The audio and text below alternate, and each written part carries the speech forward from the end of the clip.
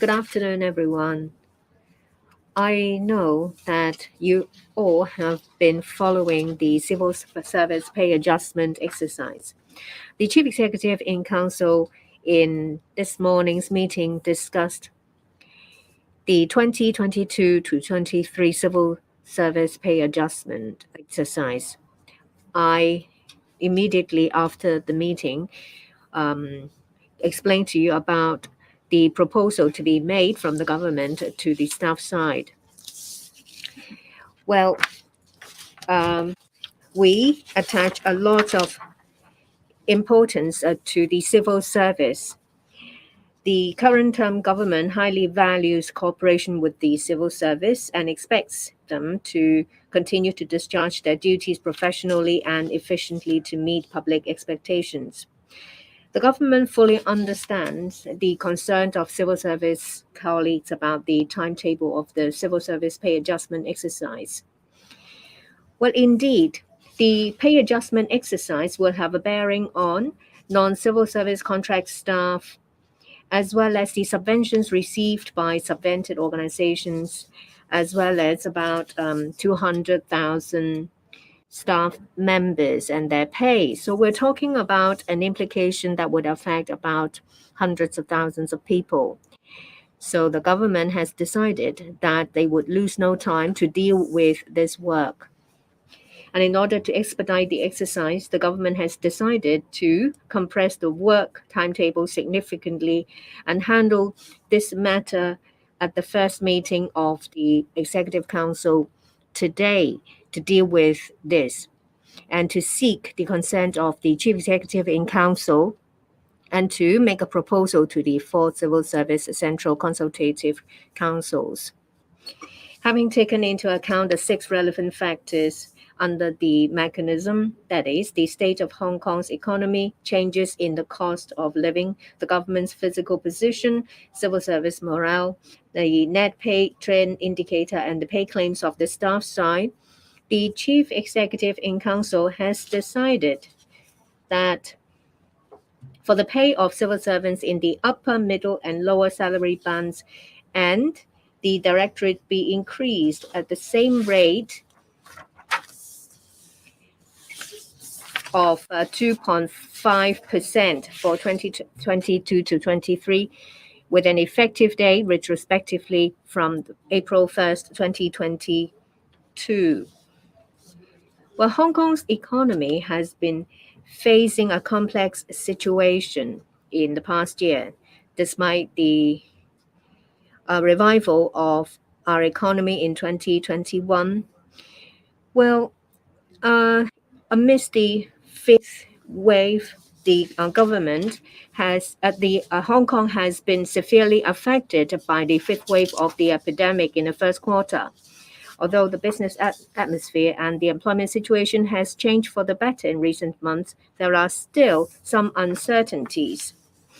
After balancing factors including the increase in the cost of living and in the past year, the changes in the economic situation, the government's physical position, and the positive net PTIs for all three salary bands for this year, and as well as the exemplary commitment of civil servants from all ranks in fighting the epidemic, we offer to increase the pay at the same rate of 2.5% across the board. This decision has been made. Moving forward, well, I will meet with representatives of the consultative councils tomorrow, that is the 6th of July, to listen to their views. And we would proceed to seek the CE in Council's decision in a final pay adjustment after taking into account the staff side. Our goal is to, before the end of the Legislative Council, go to the LegCo and efficiently to meet public expectations. The government fully understands the concerns of the civil service colleagues about the timetable of the civil service pay adjustment exercise. In addition, civil service pay adjustment will have a bearing on non-civil service contract staff, as well as the subventions received by subvented organizations and the pay of the staff of these organizations.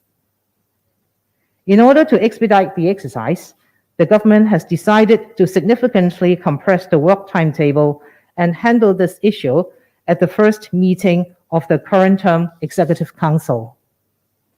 Having taken into consideration the 6 relevant factors under the established mechanism, namely the state of Hong Kong's economy, changes in the cost of living, the government's fiscal position, civil service morale, the net pay trend indicators, and the pay claims of the staff side, the Chief Executive in Council has decided earlier today that an offer be made to the staff side of the 4 civil service central consultative councils, under which the pay for civil servants in the upper, middle, and lower salary bands and directorate be increased at the same rate of 2.5% for 2022 to 23, effective retrospectively from April 1st.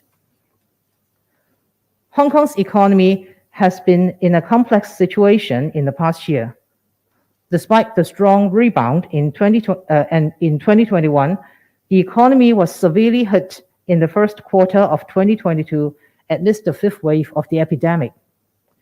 Although the business atmosphere and the employment situation has changed for the better in recent months, there remain uncertainties in the overall economic situation. The offer to increase the pay at the same rate of 2.5% across the board is a decision taken after balancing factors, including the increase in the cost of living in the past year, the changes in the economic situation, the government's fiscal position, the positive net PTIs for all 3 salary bands for 2022, and the exemplary commitment of civil servants from all ranks in fighting the epidemic. Moving forward, I will meet with the representatives of the 4 central consultative councils tomorrow to listen to their views on the pay offer. We will then proceed to seek the CE in Council's decision on the final pay adjustment magnitude after taking into account the response from the staff side. Thank you. 而家係提問時間。 Now the floor is open for questions. Before you answer your questions, please identify your media outlet and limit your number of questions to under 3. The lady at the back. I'm from TVB. First of all, I'd like to get more information. Previously, the results of the pay trend survey indicators are different for the upper, middle, and lower salary bands. Why was a decision made not to follow the indicators? And for the 3 salary bands, we're talking about different kinds of duties.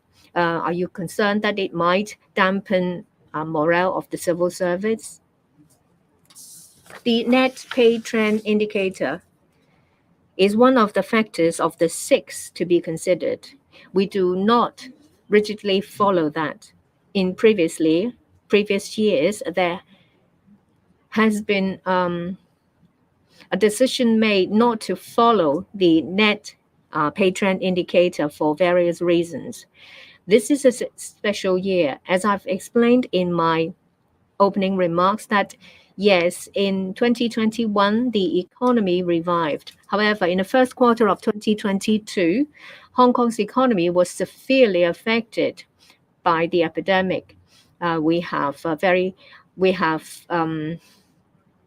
figures of underemployment and unemployment that are not good. So we have to very carefully deal with the situation. There are 6 factors that we have to consider, one of which is the Hong Kong's overall economic situation. Recently, with the relaxation of social distancing measures, indeed, the economy has improved. There is a slight drop in underemployment rate as well as unemployment rate. However, for the employment market as a whole, it will take time for it to recover. In relation to external economic situation, there are uncertainties. The global economy are affected by a number of factors, say, for example, tapering measures by central banks, geopolitical situations, as well as inflation. All these creates uncertainty to the external economic environment. Hong Kong is an open economy. So these factors will affect Hong Kong significantly. So we have to deal with it very carefully. You may recall that for 2022 and 23 fiscal year, it is a deficit budget to the tune of $50 billion. We have balanced various factors and have made a decision to make the offer of civil service adjustments across the board. We think that a right balance has been struck. Next question, this gentleman in stripes. A few questions from the South China Morning Post. The first question is to ask, how do you think that this current pay adjustment will be taken by the civil service? Will it affect their morale? And also, just to add on a little bit, will it also affect their trust in the mechanism to determine this pay rise as well? The next question is to ask about the mechanism itself. This period of salary adjustment has been subjected to a lot of controversy and a lot of debate. Will the department consider adjusting or perhaps revamping the adjustment mechanism? And if so, how will you go about it? And also to ask, could you again elaborate on the rationale behind this 2.5 suggested increase? Because this is quite a steep drop from what was mentioned before in the pay trend survey, from 7% all the way down to only 2.5%. Thank you. Thank you. The net PTIs, the pay trend indicators, the net indicators, has never been the sole consideration in civil service pay adjustment. It is only one of the 6 factors that we should take into account. For your first question, whether staff morale will be affected, I hope civil service colleagues, and I do trust civil service colleagues, will understand the rationale behind. And as Hong Kong is progressing and Hong Kong's economy is recovering and Hong Kong is progressing on a recovery path, I'm sure our civil service colleagues, as both civil servants and as Hong Kong citizens, will strive their best to help the recovery, to do their best to help Hong Kong to get back to normalcy. So I don't think civil service morale will be affected. And in fact, civil service morale and civil servants' contributions in the 5th wave, in anti-epidemic work, as well as in other areas, have been greatly appreciated by the Seas in Council when making this decision. As for the mechanism, I think we have to differentiate between what is the mechanism and the pay trend survey methodology. As I said, the net indicators, which are the outcome of the pay trend survey, is only one of the factors to be considered in the civil service pay adjustment exercise.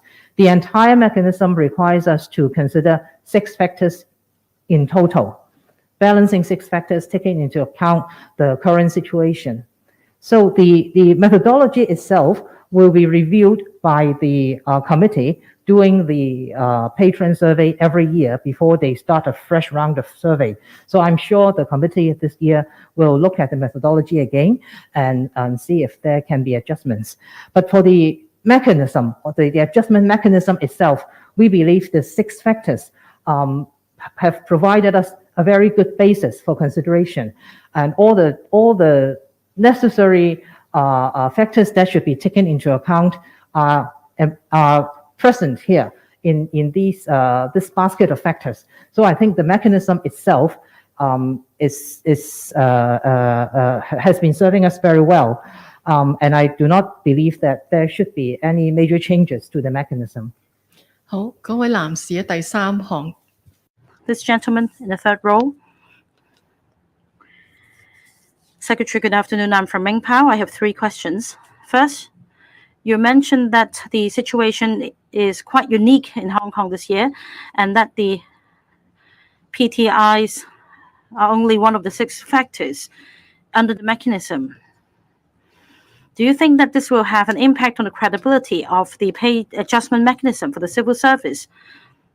And if the economic situation continues in such a state, will PTIs be given less weight in consideration. And also for the 2.5% pay hike, is that the bottom line when you make the offer to the Central Consultative Councils, and that it should not go above 3%, or in the coming year when the situation improves, the hike would go above 3%. Apart from pay trend survey, there is also the pay level survey.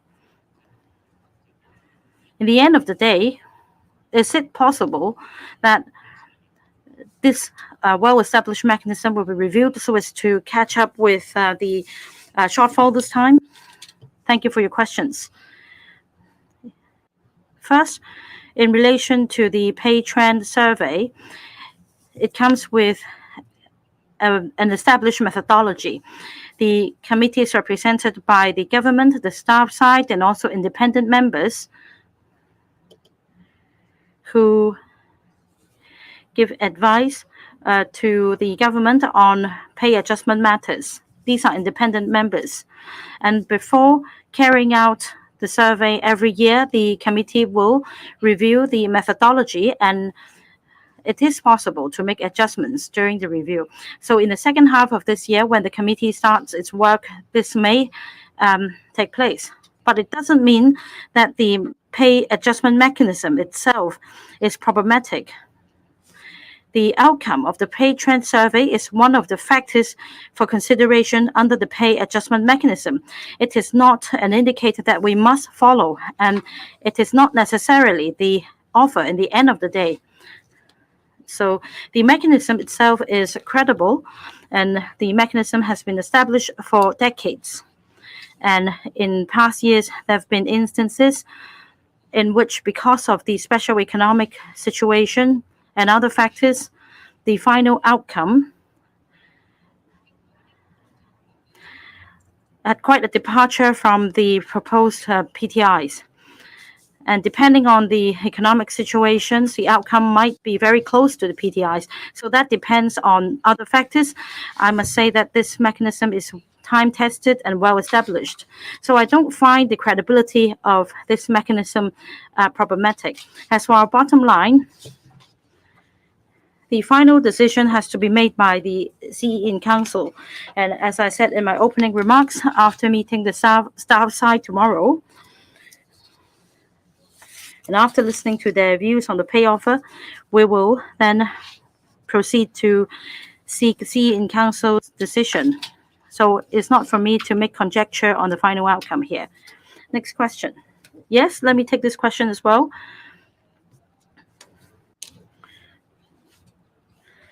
In terms of our policy, in our annual pay adjustment exercise,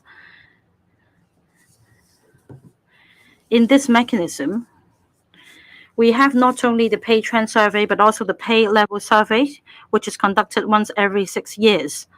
And we have just begun the first phase of the pay level survey, or PLS. Our goal is to complete this task by the middle of next year, and by then we will consider whether time is ripe to launch the second phase of the survey. Basically, the survey covers the clerical grades of the civil service, and we will be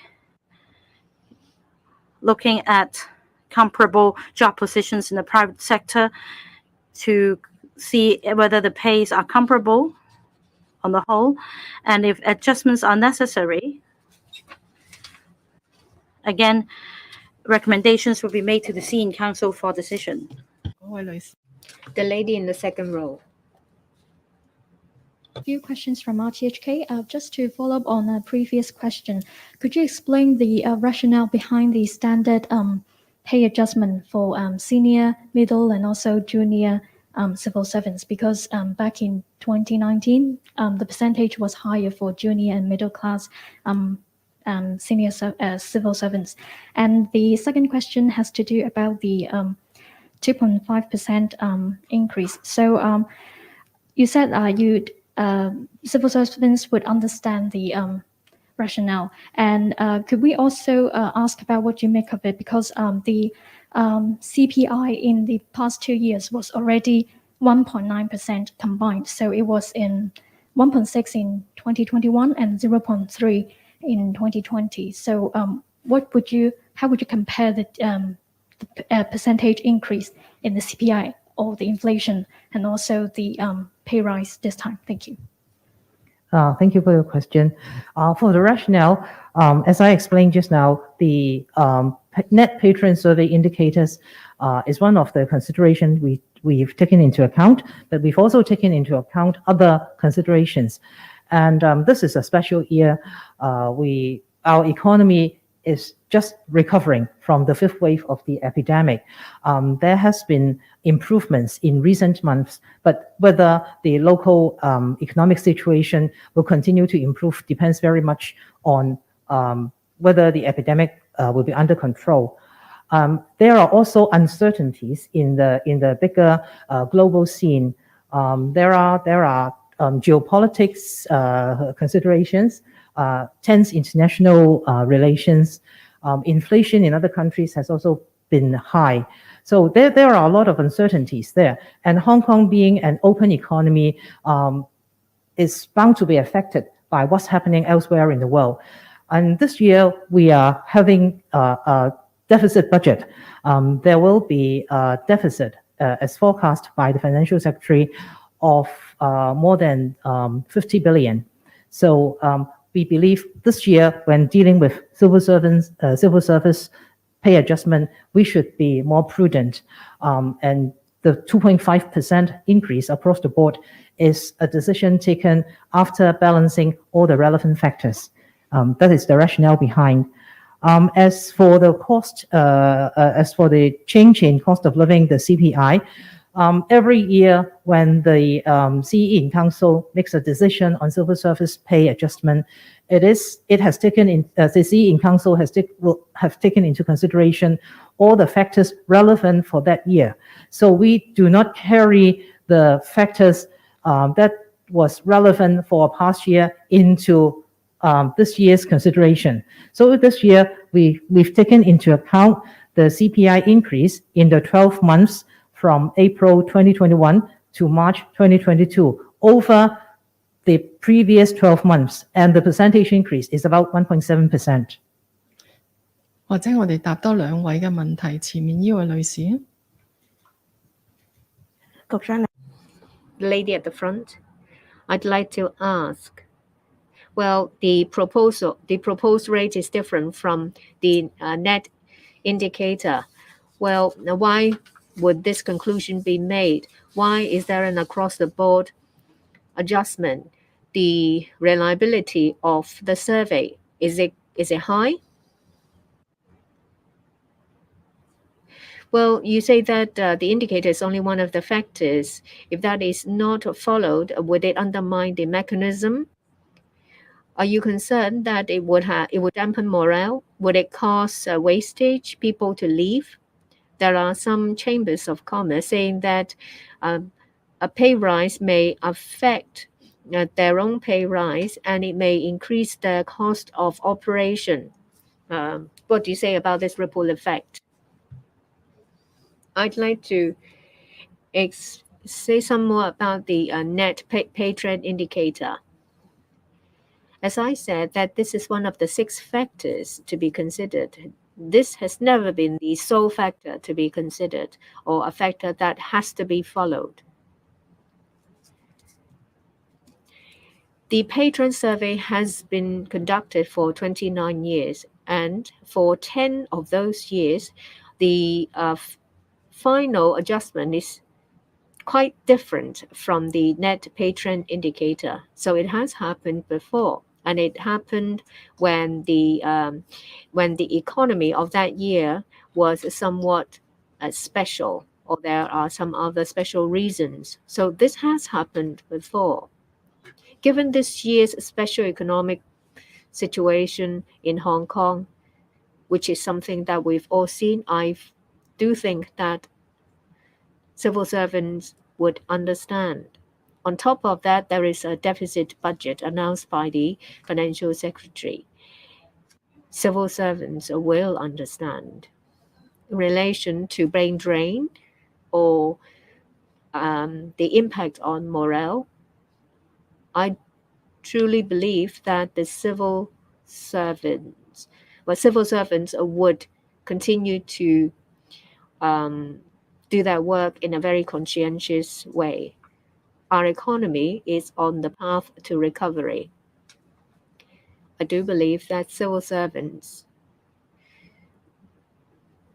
whether they think as a member of the public or as a member of the civil service, would want to see our economy reviving. They would continue to carry out their work in a dedicated way to help Hong Kong get back to normal.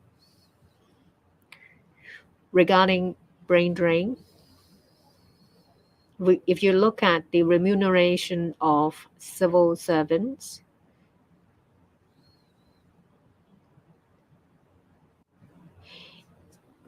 in the long run, we are not that different from people working in the private sector. We are competitive.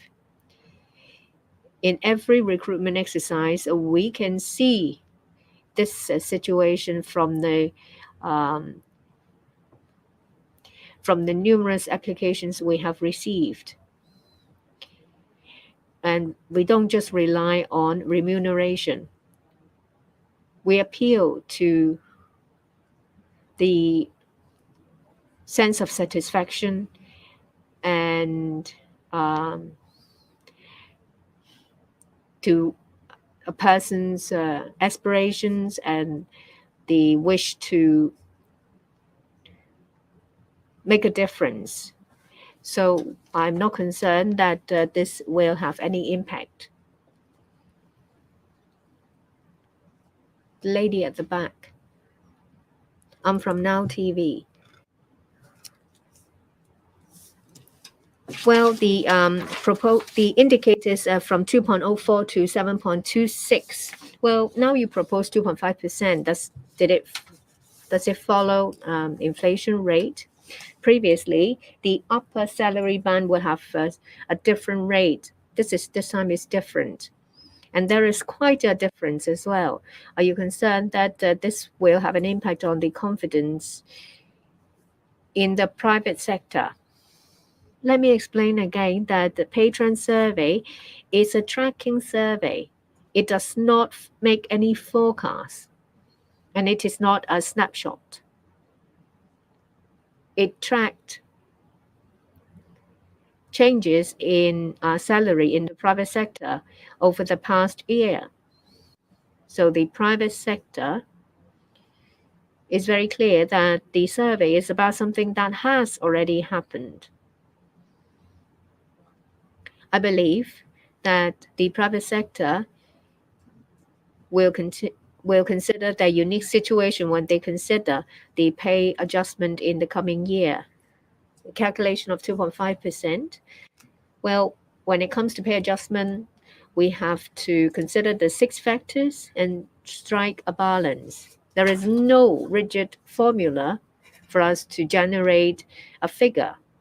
So I can tell you that this is not a mathematical calculation or arithmetic calculation. There are different factors at play. We have a positive pay trend indicator. We have a slight inflation increase, and we consider morale of the civil service and the pay claims of the staff side. On the other side, there are factors such as the deficit budget as well as the uncertain external environment. We balance the two opposing factors before arriving at a decision. This is not just a mechanical calculation. Thank you very much. This is the end of the press conference.